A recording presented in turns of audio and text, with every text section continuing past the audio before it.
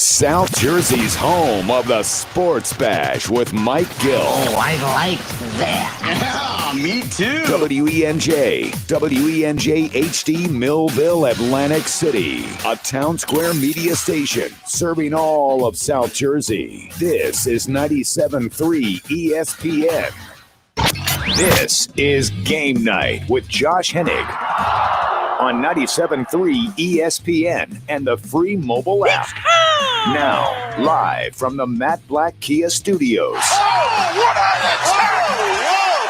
a move! Here's Josh Hennig. Football Friday edition here of Game Night on 97.3 ESPN FM and the 97.3 ESPN mobile app, powered by First Bank of Seattle City. We are approaching another football weekend, so we got a lot to get to on the show today. Coming up at 6:20, I'm looking forward to talking with Brad Edwards. You've heard him for years. You've seen him on ESPN television. You've heard him on ESPN radio covering college football. Well, he just wrote a new book about Alabama, their dynasty in the SEC, because tomorrow is a huge game for Alabama. This might be the game they lose. Now, I'll give you my actual pick later in the show, but I'm letting you guys know right now, this is going to be an interesting game because this is Saban versus Lane Kiffin too. So we'll talk to Brad Edwards about that coming up at 6:20 tonight here on Game Night on 97.3 ESPN. Of course, we will get into the Eagles' latest injury report, also some injuries around the NFL I want to hit on with you guys as well.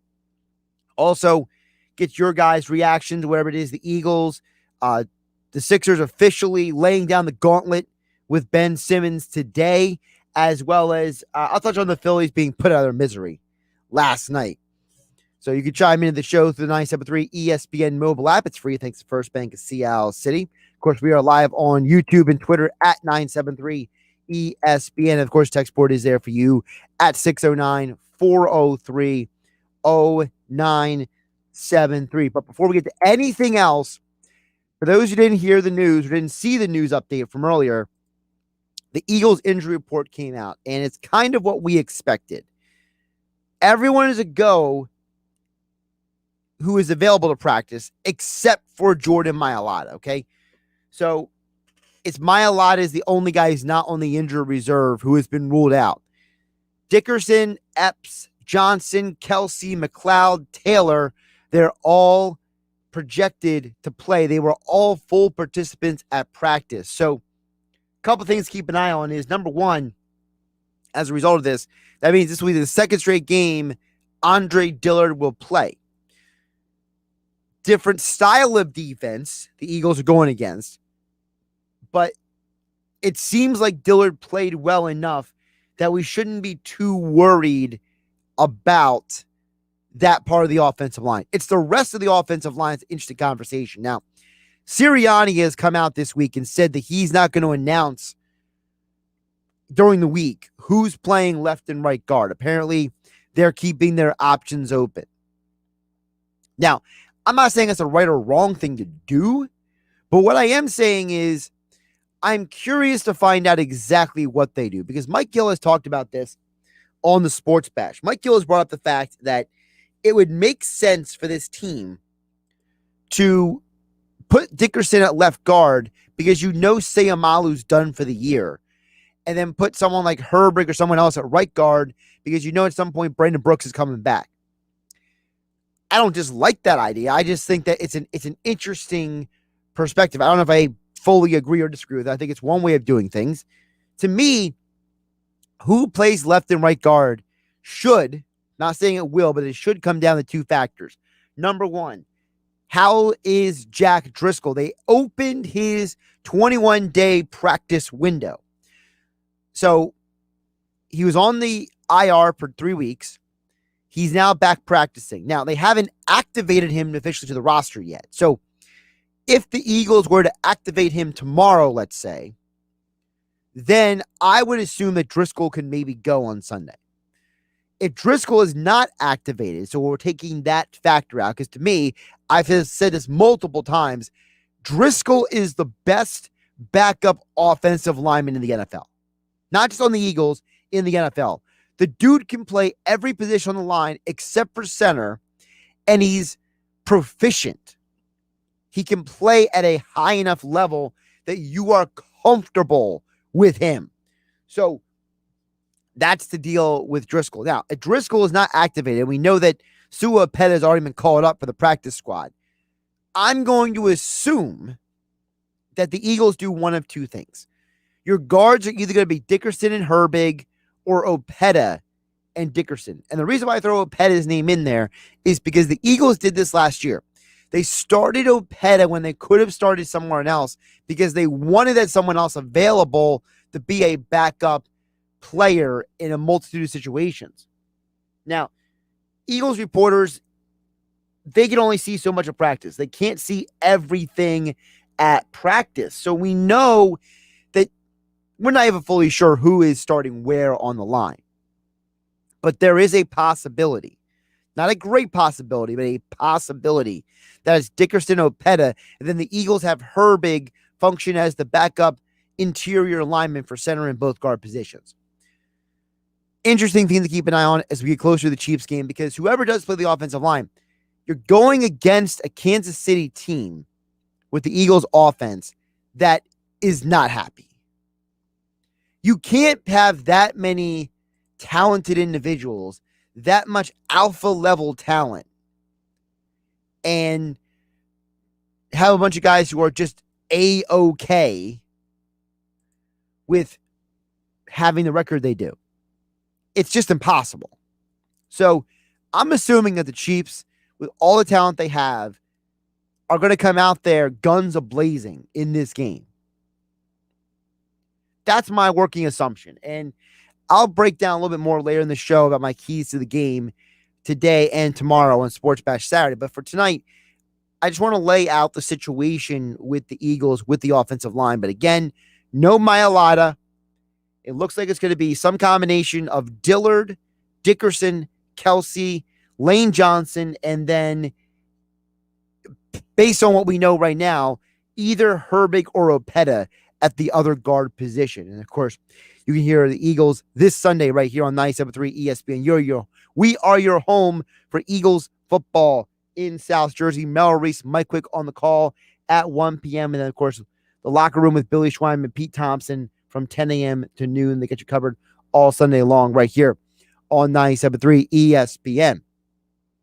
Josh Hennig hanging out with you. Of course, you can reach out to the show through the 97.3 ESPN mobile app powered by First Bank of Seattle City. Text board is open as well, 609-403-0973.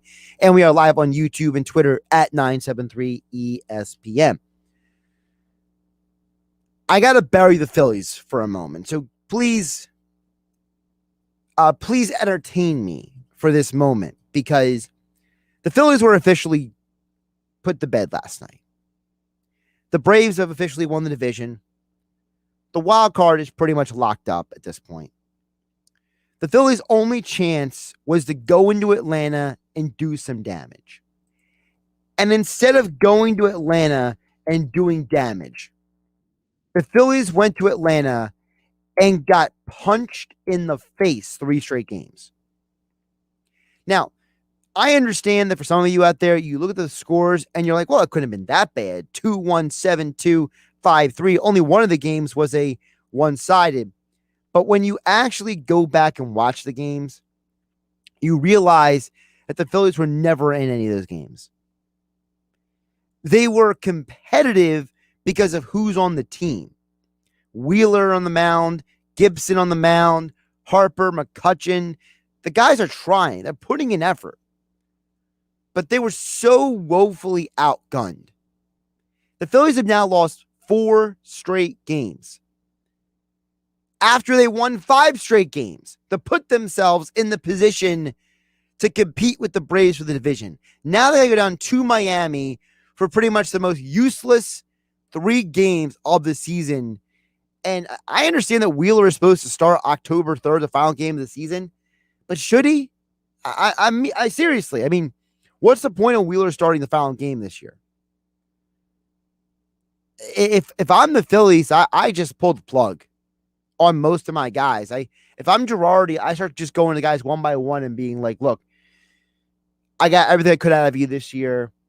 You know, do you want to finish up the game, the season? Do you want to play every game? How's your body doing?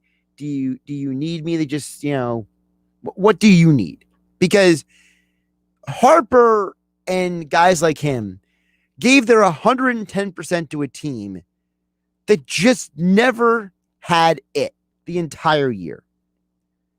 Harper arguably had one of the greatest second halves of his career. And arguably, this is one of the best seasons he's had in several years. And it's all been for waste because the previous administration that ran the Phillies with Matt Klintak and company completely just failed at everything in life. To the point now that Dave Dombrowski has now pretty much fired and then hired new people across almost the entire organization at multiple levels since he took over back in January. They've changed the farm system. They've changed scouts. They've changed people in charge of player development. They've changed around the front office. They've made a ton of changes behind the scenes. And that tells me that we have more changes to come this offseason. Dombrowski was not brought in here to just make the postseason. Dave Dombrowski is a guy who comes into organizations and shakes things up. I don't think for 1 minute that you are going to see the team that you are going to see this week and this weekend next season.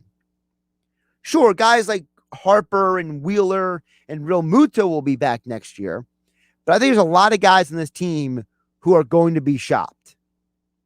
And I think the Phillies understand that Bryce Harper, going into his age 29 season in Major League Baseball, which will be his 11th season at the major leagues, a guy who has never reached the World Series, whose Nationals team reached the World Series the year after he left in free agency, which probably stung on a personal level to him. He can say all he wants that he's happy for those guys, but I'm sure it stung on a personal level.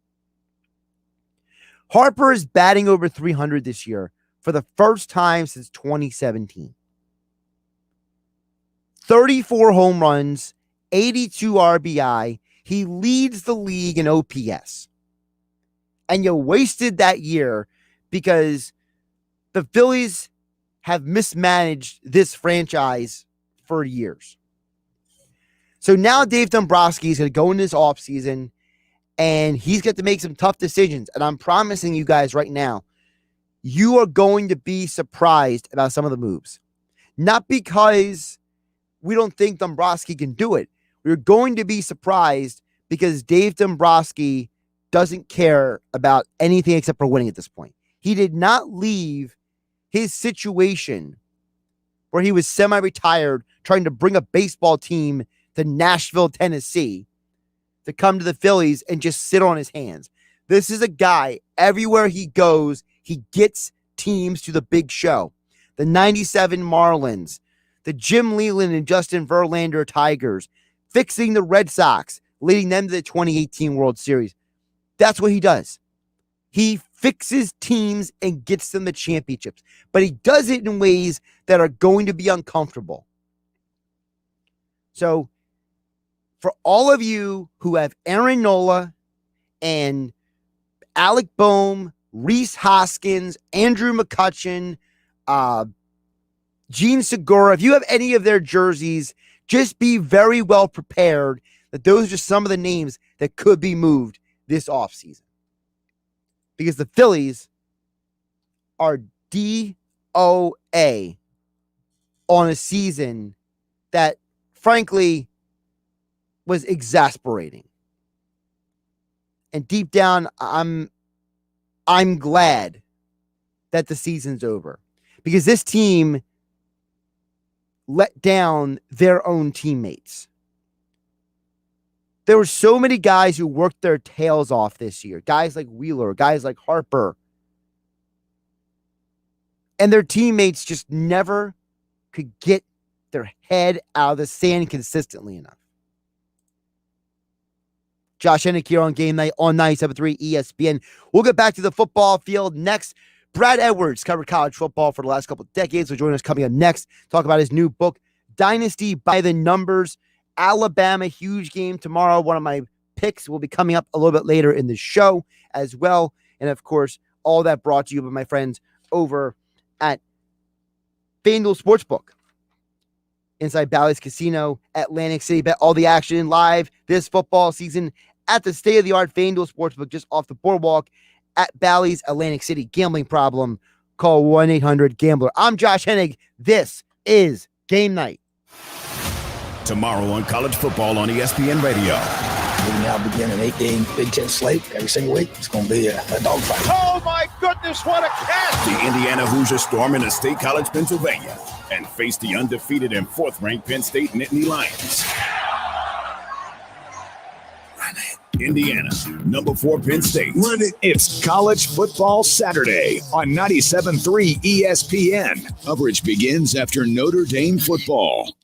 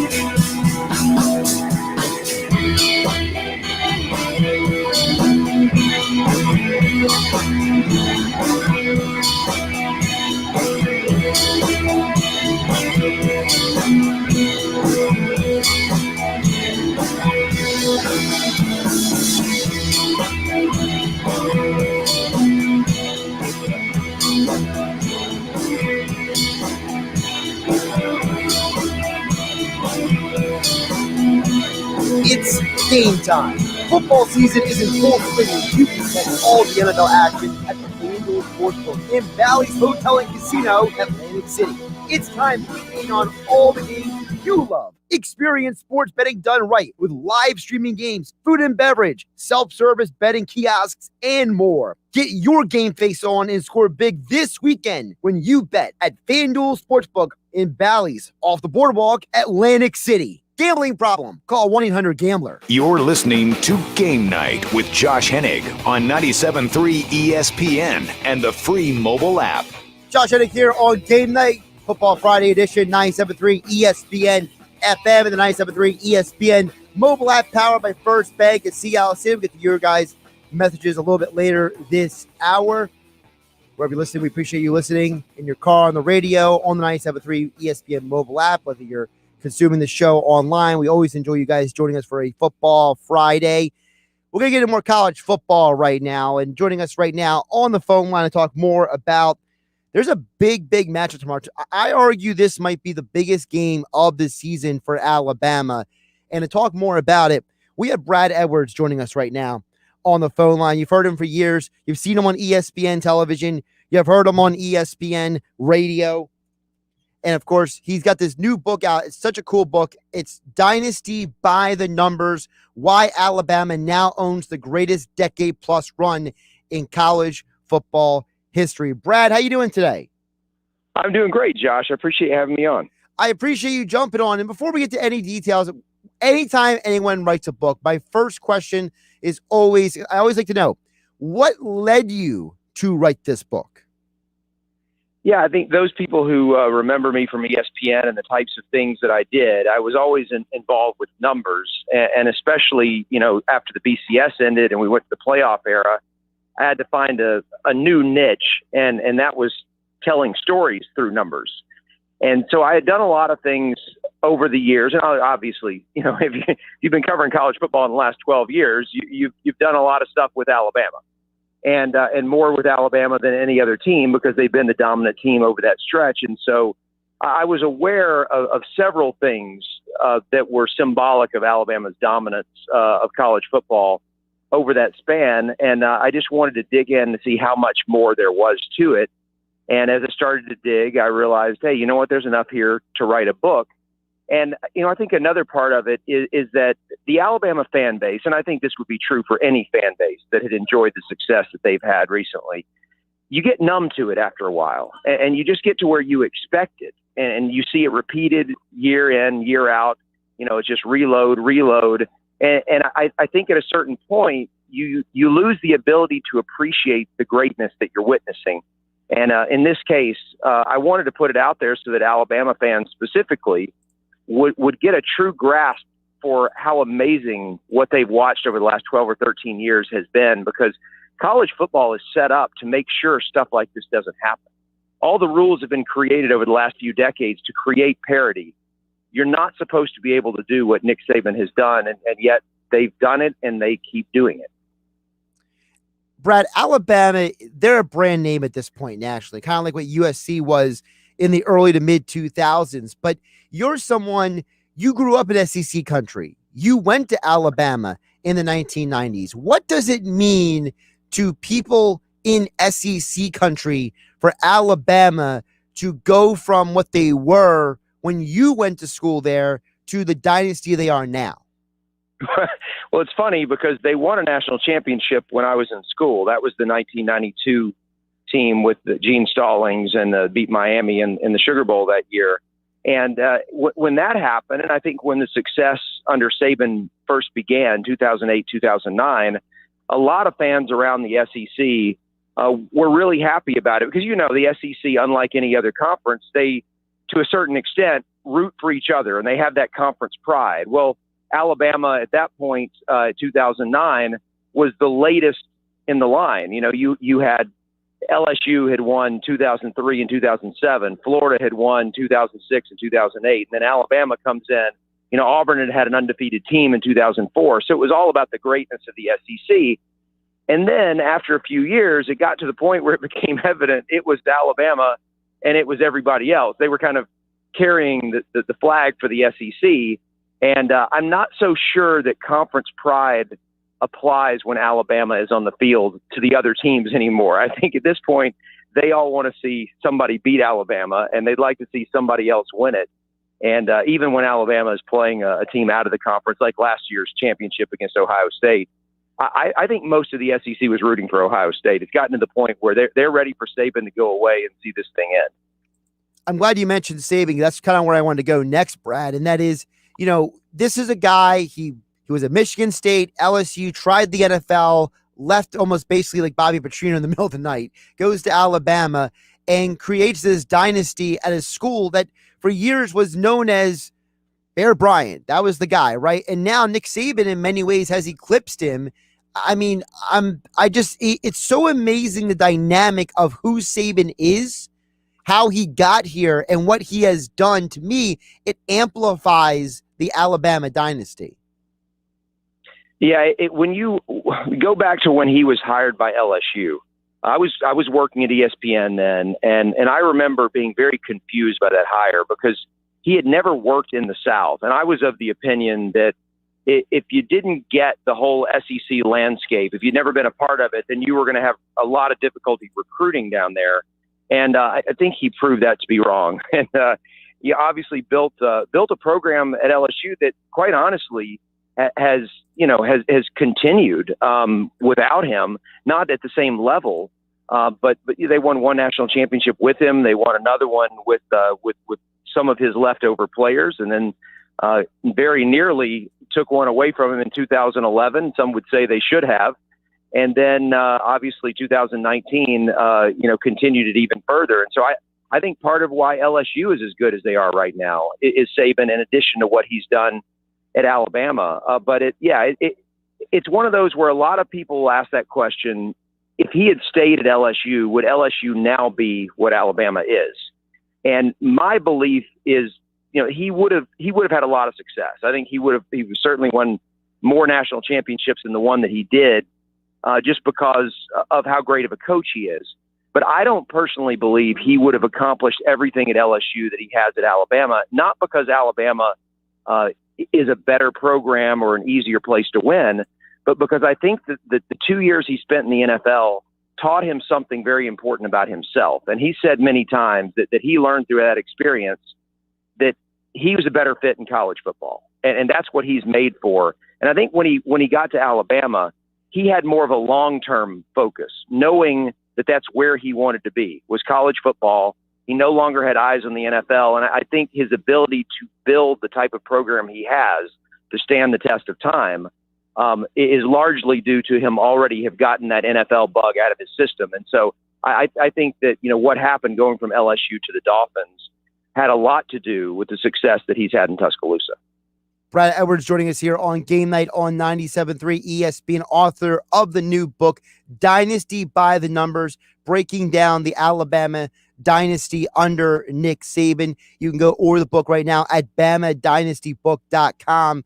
Brad, to me, I love the game tomorrow because tomorrow's game is a huge chapter in the Nick Saban Alabama era, which is Lane Kiffin, a guy who Nick brought in many ways helping to extend that dynasty, to rebuild that offense.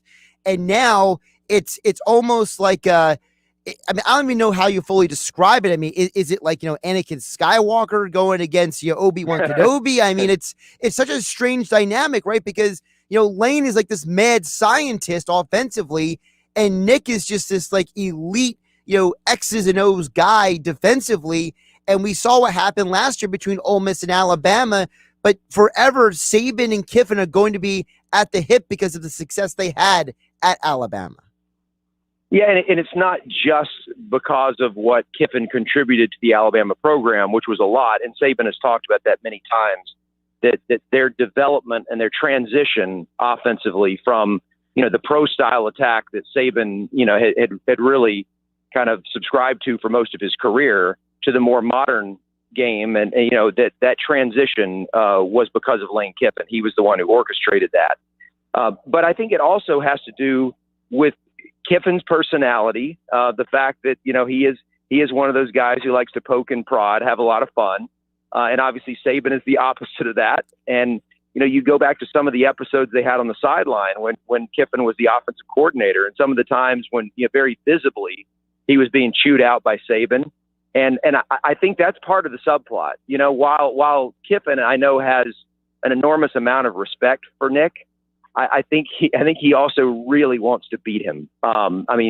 Much more so than maybe even than other goals for the season. I know that in a lot of places you start the season with the goal of winning the national championship. I'm not sure if that's realistic very often at Ole Miss, but being able to become the first former assistant to beat Saban is something that I think would mean almost as much to Kiffin as winning a national title.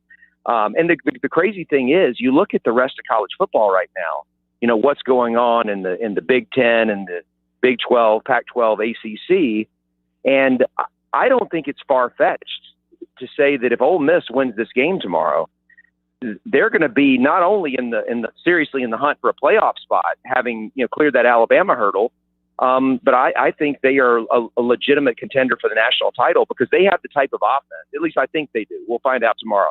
I think they have the type of offense that nobody in the country is really going to be able to stop. Now, I don't mean someone like Georgia couldn't hold them under 40, but you're going to have a hard time keeping up with them and matching their points. And so I think that's why this game is so intriguing. It's not just because, they came up a little bit short in a track meet against Alabama last year in Oxford, but also because they have continued to do things the same way offensively. They put up huge points through their first 3 games this season. And then we saw Alabama 2 weeks ago in Gainesville look vulnerable again defensively, having trouble stopping the run. And there were a lot of flashbacks to the Ole Miss game last year. And so I think people see all those things and they're like, you know what? The recipe is there. The opportunity is there. And we'll see if Ole Miss can capitalize tomorrow. And the Ole Miss game last year in some ways reminded people as well of what Johnny Manziel and Texas A&M was able to do against Alabama years ago. Is that ultimately really, if there is a flaw in the Saban system, is it that this style of offense, this style of quarterback can really be tricky for him? I don't think it's a flaw with Saban. I think that those types of offenses, the ones that have a really good quarterback, and especially the ones that go up tempo on top of it to cause all sorts of issues for the defense, in addition to just defending the quarterback, they're difficult, if not next to impossible, for everyone to stop. It's not just Alabama's issue. And I think, whatever happens tomorrow, you'll see, Ole Miss go through the rest of the season scoring a lot of points on everybody they play, just like Johnny Manziel's team scored a lot of points on everybody they played. And the question, though, is Alabama good enough on defense to stop it? Because Ole Miss has arguably the best quarterback in college football. And while Alabama still has a good quarterback, I don't know if Alabama, is equal at that position. I don't think they quite are, given the lack of experience that Bryce Young still has. So it's not often Alabama plays a game where they don't have the edge at quarterback. But certainly in this matchup, they still have the edge in talent at almost every other position. But quarterback means so much today. We're past the defense wins championships time in college football history. And now it's all about offense, and it's about being able to stop a quarterback. And Ole Miss has one that is really difficult to stop if he doesn't turn the ball over. Brad Edwards joining us here on Game Night on 97.3 ESPN. You can follow him on Twitter at @JBradEdwards. Check out his new book, Dynasty by the Numbers, breaking down the Alabama Dynasty. Check it out at BamaDynastyBook.com. Brad, I want to go a little big picture with you here because, this year is the first year we've seen the real impact of the transfer portal. And, Alabama is one of many schools that went out and grabbed guys. And we're seeing that schools like Alabama and Georgia, they're benefiting from these transfers. Whereas a school like Clemson has a no transfer. They don't let transfers come in policy pretty much ever. And it's arguably hurting them. I think that's a big reason why they lost the game last week. They lost to Georgia a few weeks ago. So, in your eyes, how has the transfer portal not just changed college football for this year, but changed college football basically forever? I mean, I think the obvious impacts are there, which is that you essentially have free agency, or at least for one time for each player. And, we're still waiting to see the first instance of a coach being fired and then half the team decides they want to leave, which would essentially become like the death penalty to a school if that happened. And by the rules, it can happen. There's nothing they can do to stop it. So we'll wait and see when the first one of those comes along. But a lot of people felt like, hey, this is going to be something that can create parity because it's going to give these 4- and 5-star players who don't want to wait in line a chance to go somewhere else and play. And it's going to affect the depth of the top teams. And while that may be true to a certain extent, you look at the very best teams and most of the guys they're losing, if not all of them with some schools, are guys who had reached a point where they realized they just weren't good enough to break into the lineup at that school. And so it's not really a loss for the team they're leaving. It really is just, if anything, it kind of just frees up a scholarship.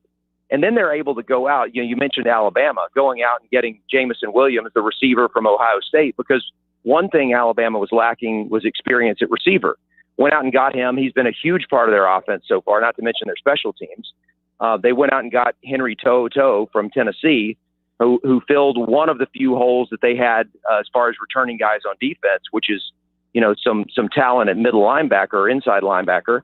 And Alabama got better. They had a net gain through the transfer portal. They had some guys who were 4-star recruits out of high school who transferred out, but the guys they brought in were better. And I think you see that at places like Ohio State as well, maybe at Oklahoma. You mentioned Clemson doesn't really play that game. I'm not sure that's as big of a deal with what's going on at Clemson right now as just the fact that their offensive line isn't very good.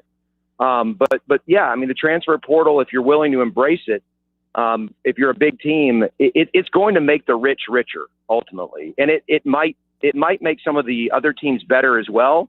But I think at the end of the day, it's only going to increase the gap between the best teams and the second tier. Brad, one more before I let you go. NIL has been a big topic as well. And, when you were breaking down the BCS years ago, you didn't have transfer portals and NIL to analyze with these things when you were breaking down who are the best teams year in and year out. So how do you think NIL is going to impact things moving forward as well? Last weekend was really an eye-opener for me as far as NIL went. I think a lot of the things about it, people saw coming. And the question is, well, what are the unintended consequences? Which is always a question you have to ask when new rules are passed. We knew that there would likely be some players that in the course of this season and maybe in the next 2 or 3 seasons are going to get so wrapped up in their brand and in their sponsors. And they're worried about doing this and that to please this person who's given them money or to try to make more money. And they're so focused on the $10,000 today that they're spending less time in the weight room or the film room and working toward that $10 million 2 years from now. And I can't point fingers and tell you who the guys are, but there will be some that'll fall into that trap.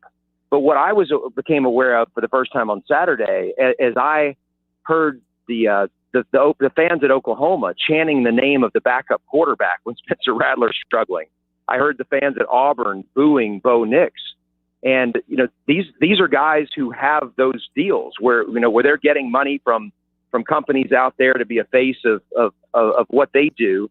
And it occurred to me that as much pressure as there already is on college football players and especially quarterbacks, this is creating another layer of pressure where it's not only is it driving you crazy and really probably gut-wrenching for a lot of these guys that their fans have turned on them, but to also know that you're disappointing someone who's invested money in you. I just wonder, is it going to create levels of stress that cause big problems for some of these guys? I mean, obviously there are a lot of pros to allowing players to be able to benefit from their name, image, and likeness, and I think it's the right thing to do. But I think there are also some cons and things that are going to make life more difficult for the players who struggle and the guys who don't play up to the expectation a lot of people have for them. And I do worry that some of these guys are going to maybe start to experience some real problems in how they deal with it personally. I hope that's not the case, but it would be contrary to human nature for it not to happen. He's Brad Edwards. The new book is Dynasty by the Numbers, Why Alabama Now Owns the Greatest Decade-Plus Run in College Football History.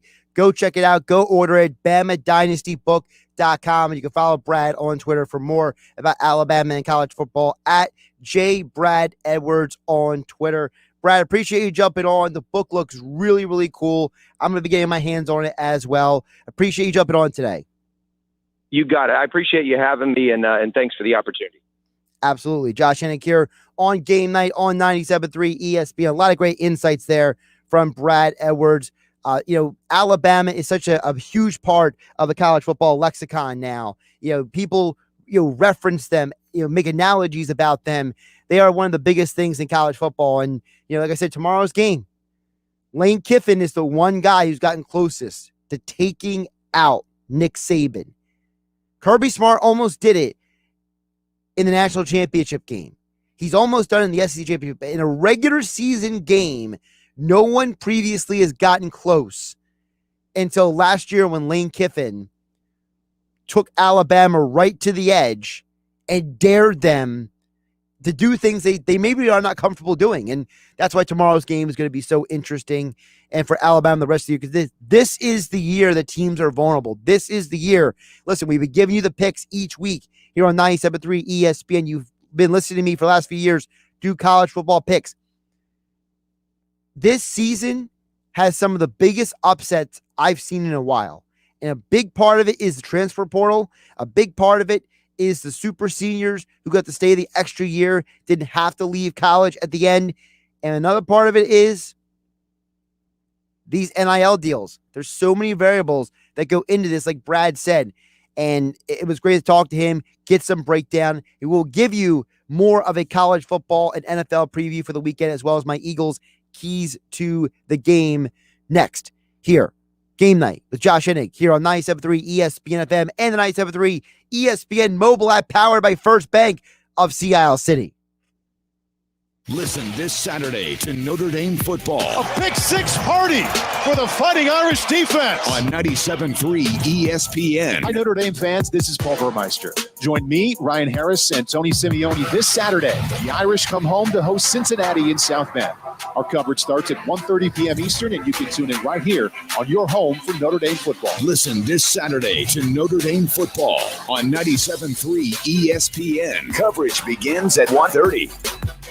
This week's featured bet is brought to you by FanDuel Sportsbook at Bally's Atlantic City. Saturday in college football, I'm taking LSU minus 3.5 at home versus Auburn. Bet all the action in style at FanDuel Sportsbook inside Bally's Atlantic City. Gambling problem? Call 1-800-GAMBLER.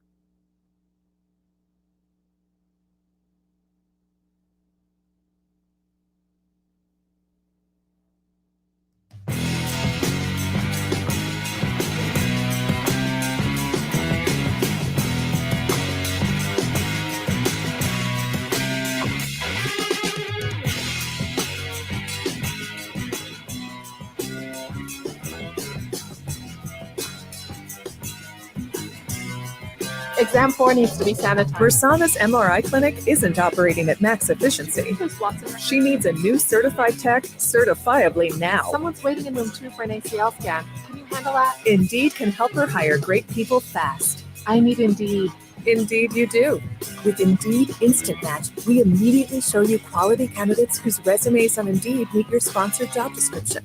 Visit Indeed.com/credit and get $75 towards your first sponsored job. Terms and conditions apply.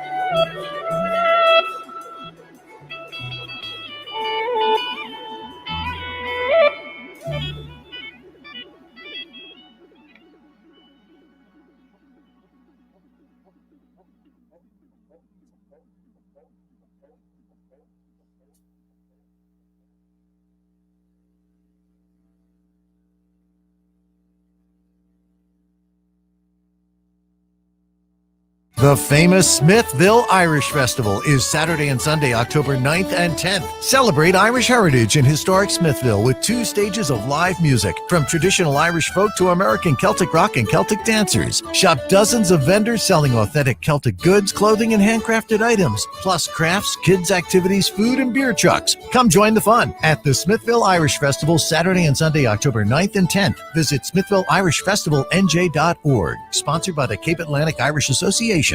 Now, more Game Night with Josh Hennig on 97.3 ESPN and the free mobile app. Football Friday edition of Game Night. Josh Hennig hanging out with you on 97.3 ESPN. Just a few minutes left in the hour here. Of course, we will get to your messages that came in. Of course, you can chime in as you can do every day through the 97.3 ESPN mobile app. Priority messages brought to us directly thanks to First Bank of Seattle City. Of course, texts are there as well, 609-403-0973. And we are live as always on YouTube and Twitter at 973 ESPN. We'll get to your messages in just a moment. Don't forget about every weekend our football picks, football previews being brought to you all football season long by FanDuel Sportsbook inside Bally's Atlantic City. With football season in full swing, you can catch all the NFL action and college football Saturdays, NFL Sundays, and Mondays all season long at Bally's Hotel and Casino Atlantic City at the brand new FanDuel Sportsbook. It's time to experience sports betting done right with live streaming games, food and beverage, self-service betting kiosks, and more. Get in on all the games you love at FanDuel Sportsbook inside Bally's Hotel and Casino in Atlantic City. The retail sportsbook is conveniently located right off the boardwalk, featuring 5 betting windows, a large video wall, a sports sticker, 20 self-service betting kiosks, and various lounge seats. Get your game face on and score big this weekend when you bet with FanDuel Sportsbook, only at Bally's in Atlantic City. Gambling problem? Call 1-800-GAMBLER. Of course, I'll be on the air tomorrow as well, and I'll give you some more insights on the NFL schedule then, but I promise I give you guys my keys to the Eagles game. But first, a couple messages came out and hit on really quick. Texter at 609-403-0973 says, do you think the part of the reason the Eagles pass so much against Dallas is because Mailata and Brooks were out and because Dillard is so much better pass protection than run? Still can't wrap my head around why they ran the ball 3 times. I'm sure that who plays on the O-line factors in to the game plan, but I don't think that was the reason why they ran the ball only 3. I think that Sirianni just tried to get too cute. And I think that for anyone to say that the reason why they didn't run the ball was because of the O-line or because there's RPOs or whatever the reasoning is, none of it's a good reason. You never just run the ball 3 times.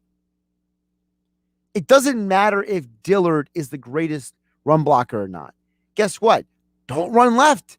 Run right. Run away from Dillard if you have to.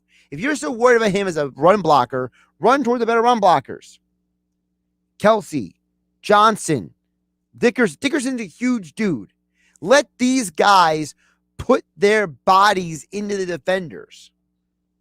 If that's Sirianni's reasoning, it's horrible. That's horrible reasoning. All right, real quick. My keys to the game. By the way, just officially on the record, I'm going against Eagles again this week. I went against them last week with the Cowboys. I'm going against them this week. I just think that the Chiefs are too much for them to handle. I just don't see a scenario where the Eagles come out of this winning the game, unless something insane happens, which I just don't. You can't anticipate something insane happening. You just got to go into it, be like, all right, I know the Chiefs are the better team. You do. If you don't know the Chiefs are the better team, I don't know what to tell you. So I don't know. I guess it's going to be like a Chiefs 30, Eagles 17 kind of game. If the Eagles are to cover the 7-8 point spread, it's probably because it's garbage time or because an injury happened to the Chiefs defense or offense or something like that. So to me, the only way the Eagles can win this game is 2 things happen. Number 1, they got to run the ball. They got to play keep away from Patrick Mahomes. And number 2, they have to limit the middle of the field. Don't let Kelsey beat you. Make Mahomes have to throw the ball and hold the ball for 3, 4, 5 seconds. Because the longer he holds the ball, the better chance you have at getting him in the backfield for a sack. You got to force him to hold the ball. It allows you to have a chance to get to him in the sack, and it forces him to go after your corners, which he can do. I mean, Hill and Hardman, those guys are very talented. But those are the only 2 ways the Eagles can win the game, in my opinion. I think the Chiefs are just too dangerous. By the way, a really quick message came on YouTube, says people need to stop hating on Hurts and his arm. He's played 7 games. Listen, man, you're right. I talked about this 100 times this week. People hate on him because they want somebody to hate on. You know, people don't actually want to blame the person responsible. That's Sirianni. If anybody thinks Hurts is going to the line doing anything that Sirianni didn't tell him to do, you're insane. By the way, I mentioned this earlier. I'll say it here. Full article will be at 97.3 ESPN.com tonight, but I like Ole Miss to cover the spread. I like Arkansas to cover the spread. 2 huge spreads.